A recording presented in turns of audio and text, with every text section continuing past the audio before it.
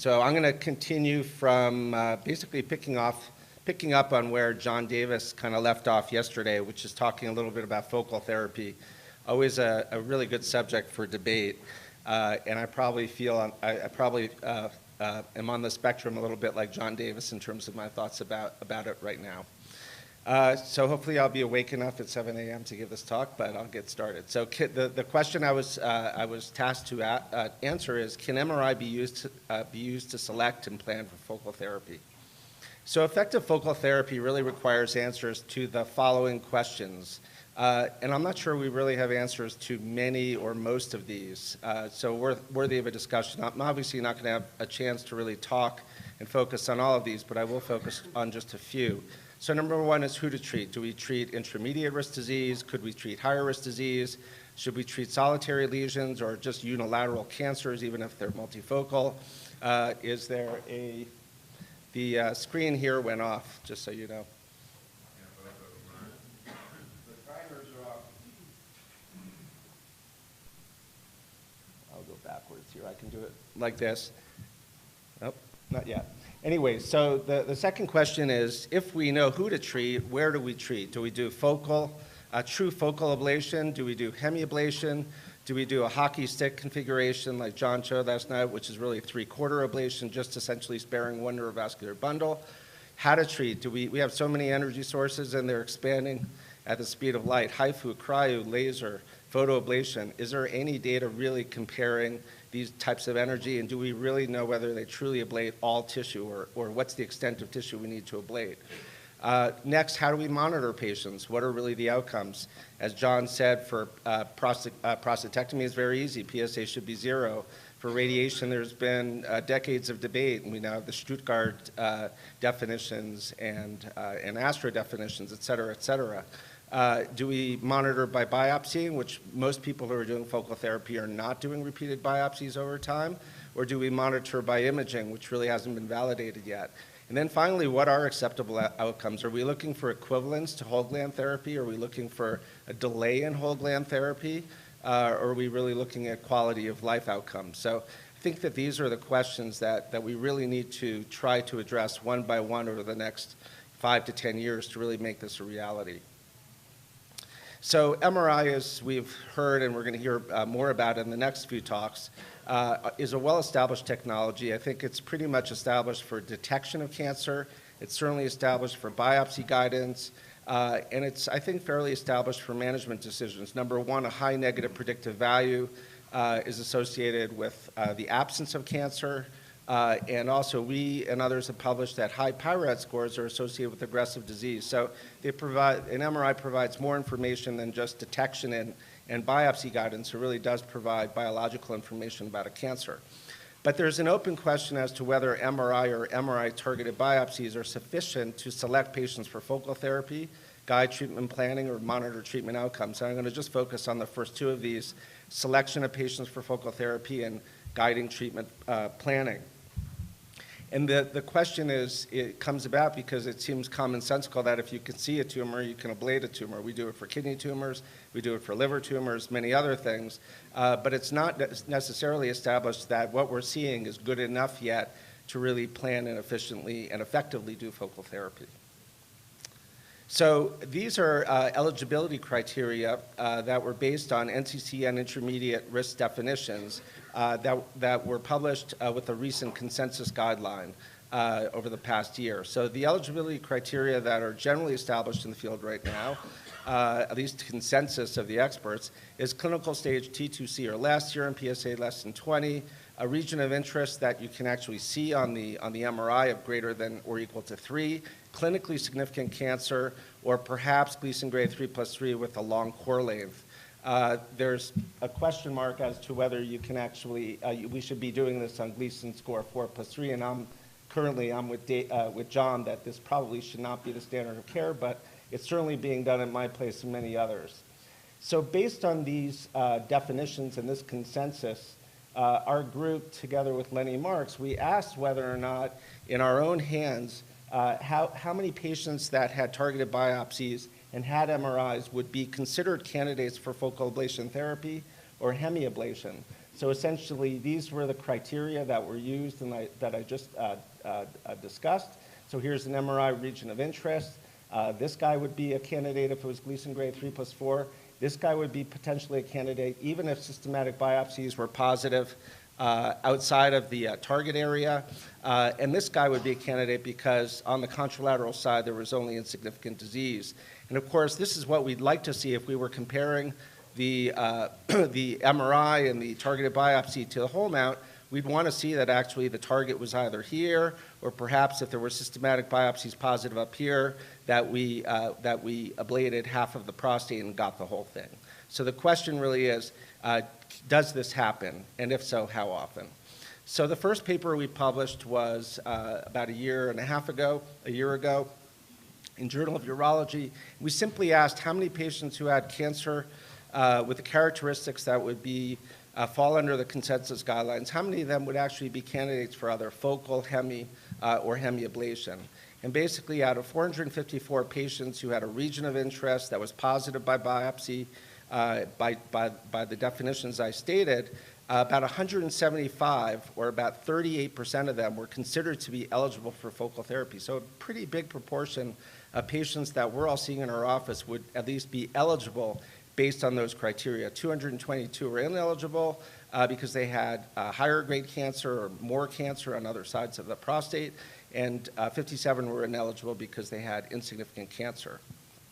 And of those men, at that time, 64 men had underwent radical prostatectomy, so we could actually compare our selection criteria with what we found on radical prostatectomy.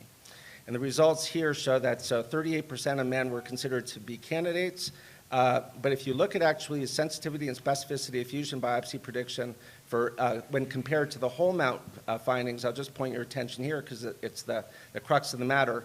13 out of 25, or 52% of patients who were considered to be eligible based on MRI and biopsy were found to be ineligible by whole mount.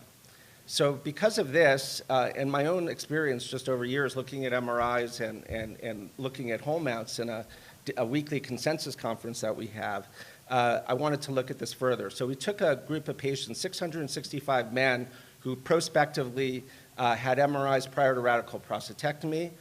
We then compared the whole mounts to the radical prostatectomies and to the MRIs, the whole mounts to the MRIs on all patients. And we have two publications that have recently come out on this. This paper I'm going to discuss here was actually just accepted yesterday at Cancer, so it will be out in press hopefully in the not too distant future. But basically, we took a cohort of 665 men, and we asked how many of these patients had targeted biopsy, had MRIs, and based on their diagnostic criteria would have been candidates for focal therapy, and that got us down to a number of 92, so greater than the 26 that we had previously published. So probably the biggest series of patients who were candidates who then had whole mounts and who all had MRIs and targeted biopsies. And then we conducted a lot of sensitivity analyses looking at different definitions of who might be eligible to see if we could actually improve upon the initial results that we had. And so the results of this study were very similar to the previously published one. 48% of candidates for hemiablation were actually considered ineligible based on their prostatectomy specimens. 41 patients had discordant laterality of clinically significant cancer, 21 with the cancer crossing over the midline, and 20 with an undetected distinct contralateral significant tumor, and 3 had ipsilateral tumor upgrading Gleason grade 4+3 with tertiary pattern 5, Gleason 8, and Gleason 9 in one case. In 24% of patients with an unidentified contralateral cancer had, not only was their cancer significant, but there was tertiary pattern 5 in their missed cancer on the contralateral side, so 48%. We looked for what might be predictors of essentially discordance, and the major predictor was an anterior location of the index tumor. Peripheral tumors were more likely to be concordant, and anterior tumors, which makes some common sense if you know about MRI and prostate cancer, crossing the midline, were more likely to be discordant.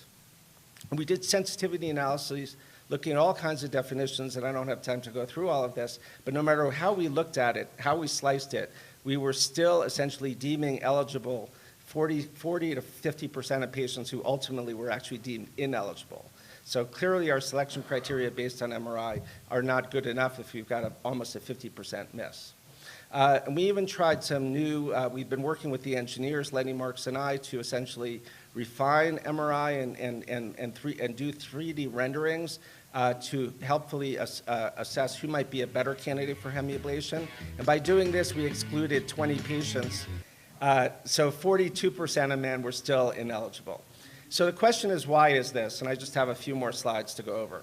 So number one, this is the case because if you look at the sensitivity and detection rate of MRI altogether, and you heard a lot about this yesterday, and Nelson talked about this a little bit, I think probably referring to some of our papers.